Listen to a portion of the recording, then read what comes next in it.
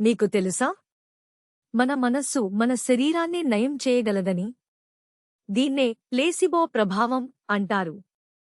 నిజమైన మందు లేకపోయినా ఒక చక్కెర మాత్రను అసలు మందు అనుకుని వేసుకుంటే నొప్పి తగ్గుతుందని, ఆరోగ్యం మెరుగుపడుతుందని సైన్స్ నిరూపించింది.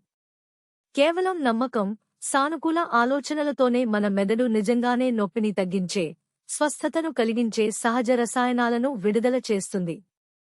కొన్నిసార్లు నకిలీ శస్త్రచికిత్సలు కూడా నిజమైన శస్త్రచికిత్సల మాదిరిగానే పనిచేసి రోగులలో కోలుకోవడానికి సహాయపడతాయి.